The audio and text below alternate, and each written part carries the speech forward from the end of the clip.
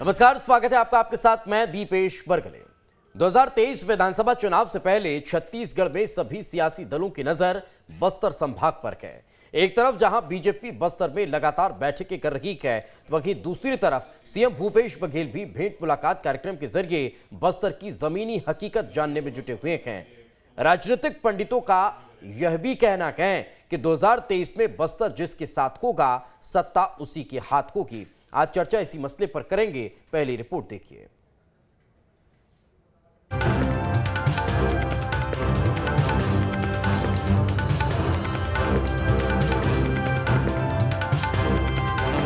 छत्तीसगढ़ में सभी पार्टियों का आदिवासी अंचल बस्तर पर फोकस है। कहा जाता है जिसके बस में बस्तर होगा, सत्ता की चाबी उसी के हाथ में होगी। शायद यही वजह है कि सभी दलों ने अपनी पूरी ताकत बस्तर में झोंक दी है। जहां एक तरफ बीजेपी से डी पुरंदेश्वरी सबसे ज्यादा बस्तर में सक्रिय हैं, तो वहीं सीएम बघेल भेंट मुलाकात कार्यक्रम के जरिए सीधे बस्तर की जनता का नब्ज टटोल रहे हैं। विकास योजनाओं पर ऑन द स्पॉट फीडबैक ले रहे हैं। बीजापुर के कुटरू पहुंचे सीएम बघेल ने कई अहम घोषणाएं की हैं। कुटरू में Swami Atmanand English medium school खुलेगा। ग्राम पंचायत अड्डावाली में खेल मैदान का निर्माण होगा। सीएम ने कुटरू में सामुदायिक स्वास्थ्य केंद्र खोलने की घोषणा की है। बेगड़े फरसेगढ़ में प्राथमिक स्वास्थ्य केंद्र की घोषणा की गई है। साथ ही कुटरू में सरकारी बैंक भी खोला जाएगा। वहाँ भी प्राथमिक स्वास्थ्य केंद्र खोला जाएगा। गोटापल्ली, रानी बोदली, अम्बेली एवं दरबा आदि गाँव में बिजली पहुँचाई जाएगी। जो बिजली नहीं पहुँचा वहाँ तक बिजली पहुँचाने का काम करेंगे। विधायक जी ने कुटरू में जिला सहकारी केंद्रीय बैंक मर्यादित खोलने की मांग की है, उसकी भी घोषणा मैं करता हूं। यहाँ भी कोऑपरेटिव बैंक खुलेगा। वहीं बीजेपी की तरफ से डी पुरंदेश्वरी बस्तर में काफी एक्टिव नजर आ रही हैं। डी पुरंदेश्वरी ने मार्च में बस्तर का दौरा किया था। बीजेपी प्रदेश प्रभारी 4 दिनों तक बस्तर में थी। बीजेपी कार्यकर्ताओं और पदाधिकारियों के साथ बैठक की थी। पिछले साल अगस्त में भी डी पुरंदेश्वरी ने बस्तर का दौरा किया था। बीजेपी के प्रदेश स्तरीय चिंतन शिविर में शामिल हुई थी। दरअसल बस्तर संभाग में सबसे ज्यादा 11 विधानसभा सीटें आदिवासियों के लिए रिजर्व है। कहा जाता है कि यहाँ के आदिवासियों ने एकजुट होकर जिस दल को वोट दे दिया, उसका सत्ता में आना तय है। ऐसे में शह और मात के इस खेल में बीजेपी और कांग्रेस आमने सामने हैं। दोनों ही पार्टियां मानकर चल रही हैं कि सत्ता निर्धारण बस्तर से ही होगा। शायद यही वजह है कि आदिवासी अंचल की 12 विधानसभा सीटों पर जीत के लिए बीजेपी और कांग्रेस ने एड़ी चोटी का दम लगा दिया है। Team news state. तो यह कोई आज की बात नहीं है। छत्तीसगढ़ की राजनीति में राजनीतिक पंडित इस बात का पहले से इशारा करते आए हैं और कहते आए हैं कि जिसने बस्तर को साध लिया, छत्तीसगढ़ की सत्ता पर वही दल काबिज गुताक है और उसी का राज रहता है। और ये उदाहरण के तौर पर इतिहास में आपने और हमने देखा भी है। आज चर्चा इसी मसले पर करेंगे। बाबूलाल शर्मा जी हमारे साथ जुड़ गए हैं, वरिष्ठ पत्रकार हैं। सर, बहुत बहुत स्वागत आपका। नरेश गुप्ता जी हमारे साथ हैं, बीजेपी के प्रवक्ता हैं। नरेश जी, आपका भी बहुत बहुत स्वागत है। अजय गंगवानी जी हैं, कांग्रेस का पक्ष रखेंगे। अजय जी, आपका भी बहुत बहुत स्वागत है।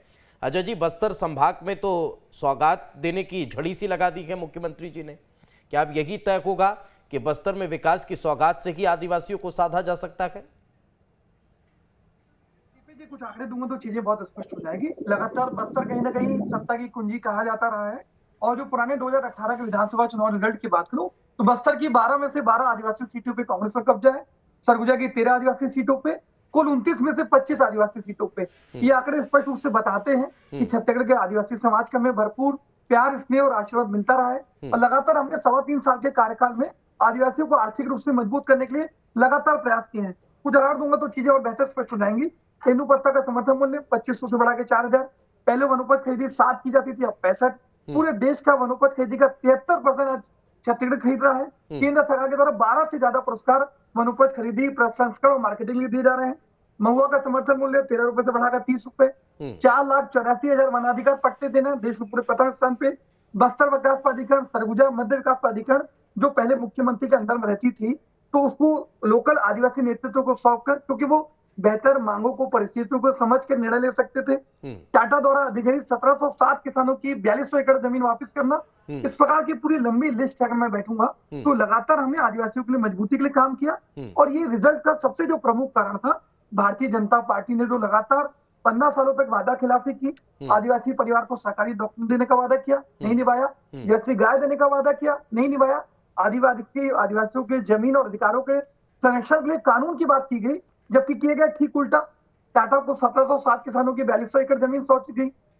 पेद्दागुलूर, एडसमेटा, सारकीगुड़ा में मासूम निर्दोष आदिवासियों को एनकाउंटर किया गया। कहीं ना कहीं हमने घोषणा पत्र के वादे के अनुसार जस्टिस पटनायक कमेटी का गठन किया, जिन्होंने 900 से अधिक मामलों में 2000 से ज्यादा बेगुनाह और निर्दोष आदिवासियों के रिहाई के लिए कार्य किया। लाख सौगातें अजय जी आप लोगों ने दी, उसके बाद भी 1 महीने पहले तक आदिवासियों की नाराजगी जो देखने को मिली, बस्तर संभाग में भी कई प्रदर्शन हमने आदिवासियों को देखे, बस्तर से लेकर रायपुर तक उनकी पदयात्रा भी देखी, एक नहीं 2-2, 3-3 बार पैदल चलकर वो रायपुर आए, उन्होंने राज्यपाल से मुलाकात की।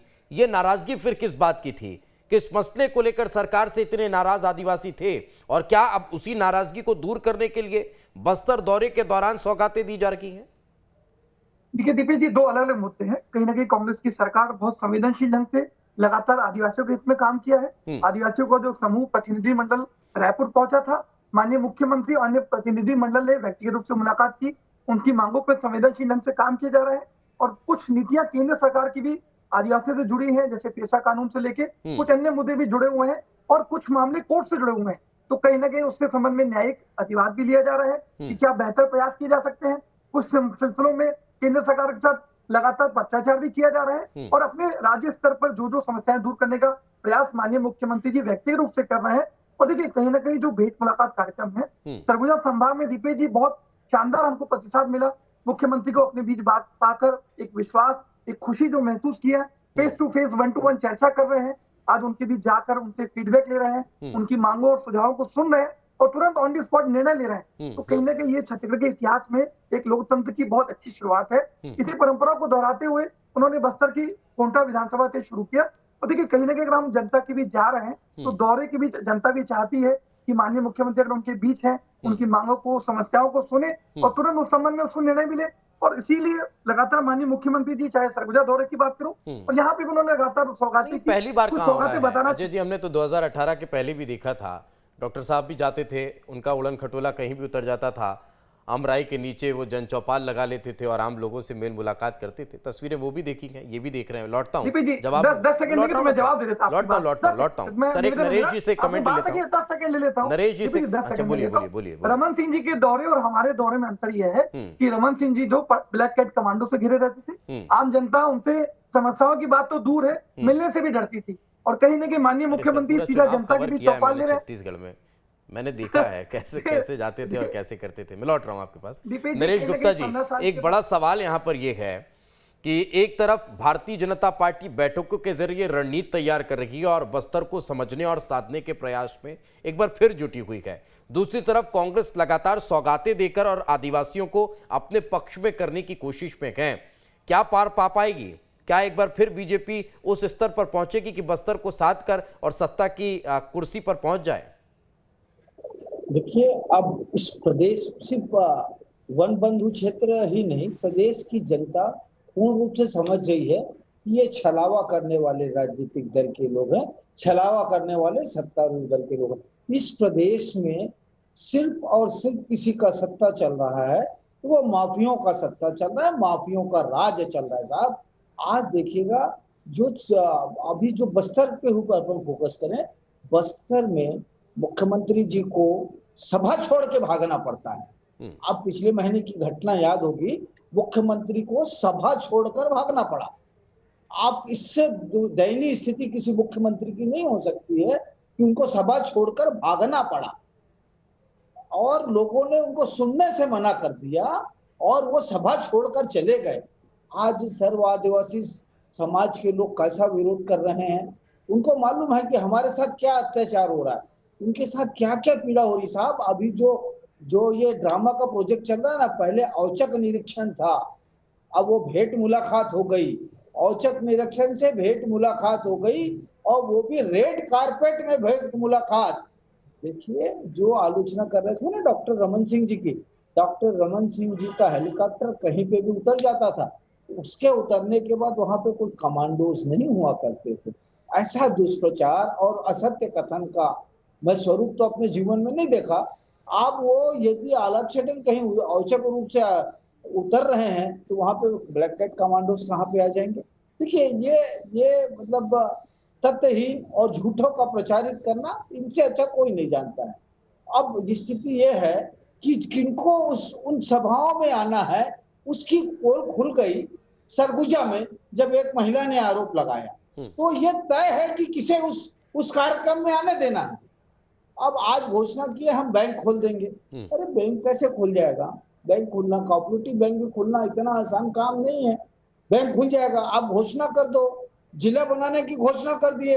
और अभी जो जिलों के लिए इन्होंने जो अभी कार्यक्रम घोषित किया है, जिस इसके लिए धान खरीद, राजीव गांधी का जो ये जो धान के लिए जो पैसे देने हैं उनको, हाँ, अन्य का वो उसके लिए तो उन जिलों में कोई नोडल अधिकारी भी नहीं हो, उन जिलों में कोई चेयरमैन या मिनिस्टर या चीफ मिनिस्टर नहीं जा रहे हैं जो खैरागढ़ पे अभी ये चुनाव जीते कि हम जिला खोल रहे हैं। तो ये छलावा कर रही है। लेकिन नरेश जी, ठीक है, आप कह रहे हैं छलावा हो रहा है, मगर उन्हीं घोषणाओं पर, उन्हीं दावों और वादों पर अगर जनता वोट कर रही है, समर्थन दे रही है और साथ देती नजर आ रही है, तो ये बीजेपी के लिए चुनौती तो है ना तेज के लिहाज से?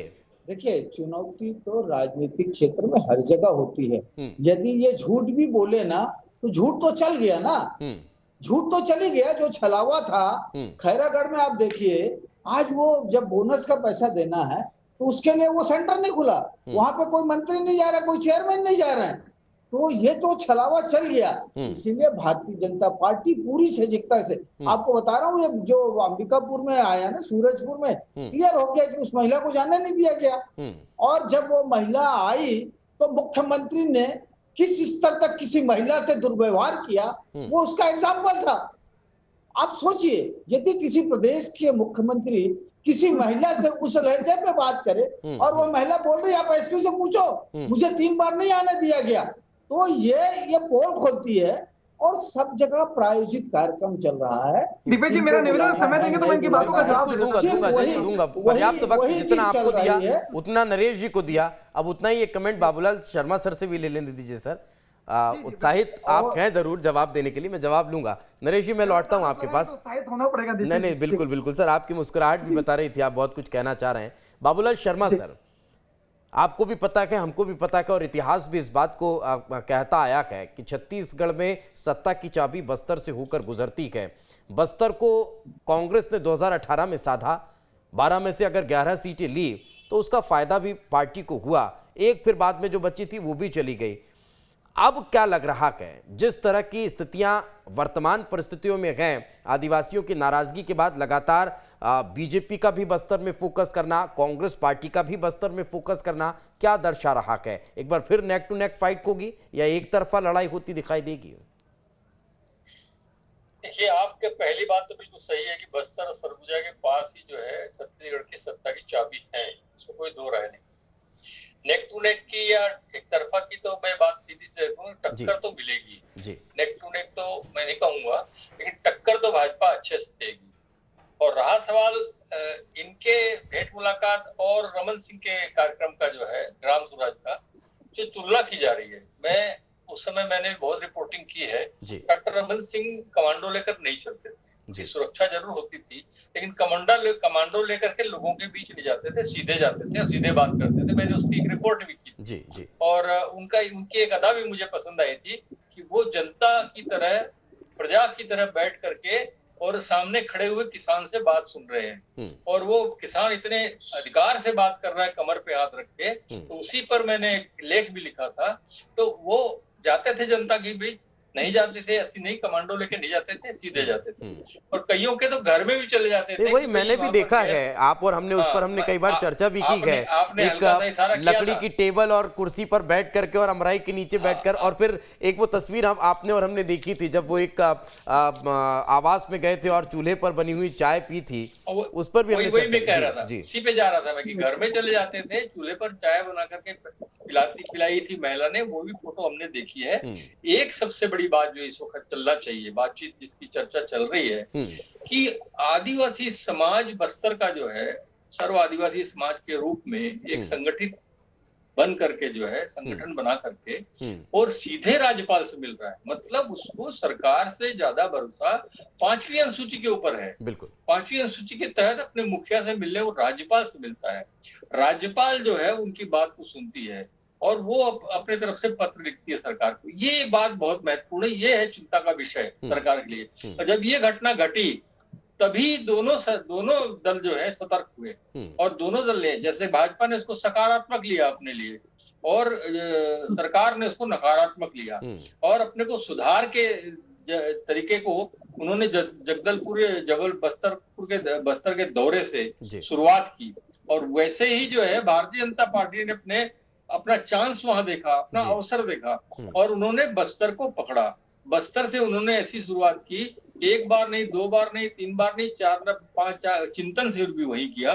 तो ये जो है केंद्र में बस्तर और सरगुजा हैं। सरगुजा को अभी भारतीय जनता पार्टी उतनी गंभीरता से नहीं कर रही है, लेकिन अंदर ही अंदर वहां भी चल रहा है। आरएसएस के जो सदस्य हैं, इनके संगठन के लोग जो है वो सब लगे हुए हैं गांव-गांव में। इसमें कोई दो राय नहीं है कि टक्कर तगड़ी मिलेगी, लेकिन ऐसा भी नहीं कह सकते कि ये सरकार पूरी तरह से नष्ट है और इसके खिलाफ वातावरण बन रहा है, ऐसा भी नहीं। लेकिन बस्तर में थोड़ा सा मामला गड़बड़ हुआ था और इसीलिए जो है बस्तर की दौरे जो है मुख्यमंत्री के हो रहे हैं। वैसे अगर सरगुजा और मुझे अच्छा इस बात का लगा कि इस सीएम ने, मुझे अगर मैं गलत कह रहा हूँ तो नरेश भाई मुझे स्पष्ट करेंगे कि कोंटा जाने वाले पहले मुख्यमंत्री जो है 4 चुनाव के अंदर में, जोगी जी तो बिना चुनाव के आए थे मुख्यमंत्री, 4 चुनाव के अंदर में पहला मुख्यमंत्री जो कोंटा जैसी जगह में गया, बहुत खतरनाक और नक्सल प्रभावित जबरदस्त क्षेत्र है वो,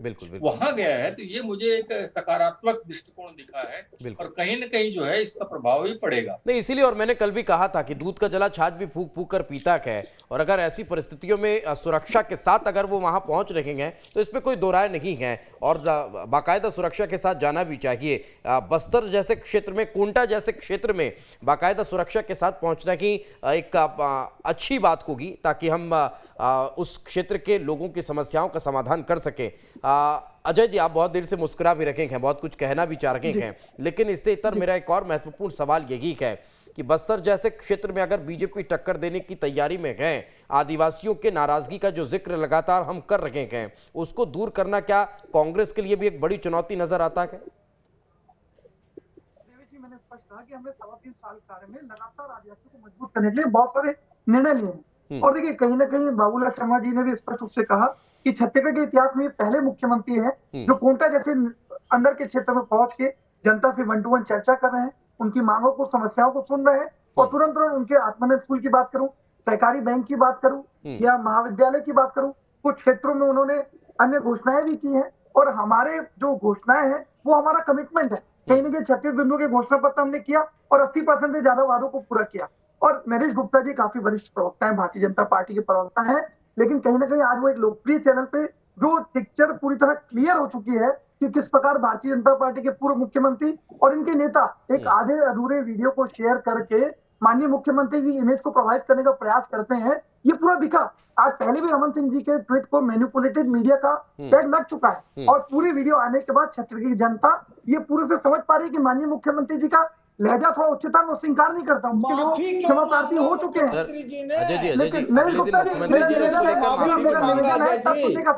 अजय जी, उसको लेकर अगले दिन मुख्यमंत्री जी ने माफी भी मांगी थी। जी दीपक जी, मैं कंप्लीट, मेरा निवेदन है आपके और नरेश गुप्ता जी के सारे प्रश्नों का जवाब दूंगा, मेरी बातें कंप्लीट हो जाए सिर्फ। तो कहीं ना कहीं उस वीडियो में इस पर दिखता है, एसपी ने स्पष्ट रूप से कहा कि महिला को घर वालों से समस्या थी, उस पर एफआईआर दर्ज की गई, उनकी गिरफ्तारी की गई, कोर्ट में चालान पेश किया गया। मतलब सारी फॉर्मेलिटीज चाहे पुलिस के द्वारा, प्रशासन के द्वारा पूरी की जा चुकी थी। इस प्रकार की भारतीय जनता पार्टी बड़ा दिल आप लोग भी रखिए ना, कांग्रेस के प्रवक्ताओं को इतना बड़ा दिल रखने में दिक्कत कहाँ है? अगर मुख्यमंत्री इस मसले को लेकर अगले दिन स्वीकार कर रहे हैं और कह रहे हैं कि हाँ, अगर मेरी जो भाषा शैली थी उसको लेकर मैं क्षमा या देखिए, मैं स्पष्ट कह रहा हूँ दीपेश जी, मैं दो बातें कह रहा हूँ जी। दीपेश जी, मेरा निवेदन है, मेरे को कंप्लीट करने फिर प्रश्न पूछेगा। मैं देखिए स्पष्ट कह रहा हूँ कि महिला के साथ उनका बात करने का लहजा उच्च स्वर था, वो उनकी गलती थी, उन्होंने स्वीकार किया, परंतु महिला की समस्या को एसपी के द्वारा, प्रशासन के द्वारा पूरी तरह समाप्त किया जा चुका था। तो ये भारतीय जनता पार्टी और इनकी प्रवक्ता आज चैनल पर आके दुष्प्रयास न करे, उनकी इमेज को खराब करने का प्रयास न करे। तो 10 सेकंड और देंगे मुझे। आज कहीं ना कहीं जो 3 ब्लॉकों तक दक्षिण बस्तर के नक्सलवाद सीमित था, उसको इनकी भारतीय जनता पार्टी की 15 साल की सरकार ने खाद पानी देकर 14 जिलों तक पहुंचाया। आज केपीएस गिल यहाँ पे समस्या दूर करने आते हैं तो इनको मुख्यमंत्री जी कहते हैं वेतन लो और मौज करो, कोई सीरियसली कार्रवाई करने की जरूरत नहीं है। ये उनकी मंशा स्पष्ट बताता है। जबकि कांग्रेस के 3.25 साल के कार्यकाल में एनसीआरबी के आंकड़े दीपेश जी, नक्सली घटनाओं में 37% और नक्सली जो शहादत है उसमें 52% की कमी। ये आंकड़े बताते हैं कि लगातार नक्सलियों को उसके खिलाफ हमारी लड़ाई शानदार 3.5 साल में ये संभव हो पाया ना। बहुत बहुत बधाई इसके लिए अजय जी आपको। मैं लौट रहा हूँ आपके पास। नरेश गुप्ता जी एक महत्वपूर्ण सवाल। चूंकि एक तरफ जहां हम आदिवासियों को कांग्रेस सरकार के द्वारा दी जा रही योजनाओं का जिक्र कर रखे गए, सौगातों का जिक्र कर रखे गए, अजय जी तो शुरुआत से ही लगातार गिनाते आ रखे गए कि बस्तर और वनांचल क्षेत्र को कितना फायदा कांग्रेस सरकार ने 3.5 वर्षों में पहुंचाया है। इससे तरफ पेशा कानून को लेकर भी अब तैयारी तेज गए, उन तमाम नियमों को भी अगली कैबिनेट में लाने का जिक्र हो रहा है। अगर ऐसा होता है तो क्या ये एक और बड़ी चुनौती है बीजेपी के लिए? देखिए, ये आपको बता दूं, अभी मैं पहले अजय भाई जो बोल रहे थे उसका जवाब दे दूं। हमारे मुख्यमंत्री ने उस महिला की समस्याओं का प्रशासन ने समाधान कर दिया। इस बात पर किसी को आपत्ति नहीं थी, ना उस संबंध में कोई चर्चा की, ना भारतीय जनता पार्टी ने उस संबंध में कोई बात की। मुख्यमंत्री का महिला स्पष्ट थी तो आपने पूरा मुख्यमंत्री का महिला के प्रति दुर्व्यवहार जो है वो इशू है। चैनल पे आके इस तरह की गलत बयानबाजी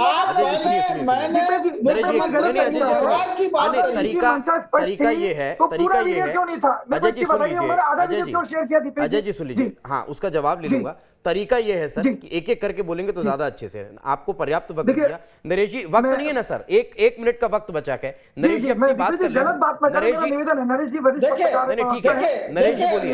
नरेश जी देखिए, अजय जी मेरे समय का दुरुपयोग कर रहे हैं। ये गलत बात है। पूरे मुख्यमंत्री में कंट्रोल करिए। ये मर्यादा से बाहर है। अजय जी, देखिए, ये मर्यादा से परे है। ये डेकोरम को समझना चाहते हैं। अजय जी, डिबेट के लिए मैं वापस आपके पास आऊंगा ना, तब बोलिएगा ना अजय जी। नहीं अजय जी, मैं आपको पर्याप्त वक्त दे चुका हूँ।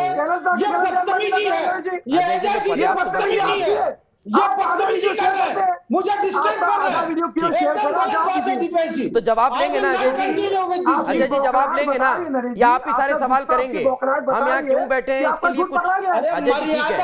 अजय जी मर्यादा में रहो। नरेश जी बोलिए, समय कम है। नरेश जी बोलिए जल्दी से। दीपेश जी, मुझे आप समय नहीं दे रहे हो। पहले तो 8 मिनट मैं और बाबूलाल जी 8 मिनट में बोले, वो अकेले 7 मिनट बोले। हम दो लोगों के लिए 8 मिनट का ये बदनामी कर रहे हो आप भी उनका। नरेश जी बोलिए, वक्त निकल जाएगा। देखिए, मैं बता रहा हूँ, इनकी स्थिति पूरी खत्म हो चुकी है। वहां पर त्राहिमाम है।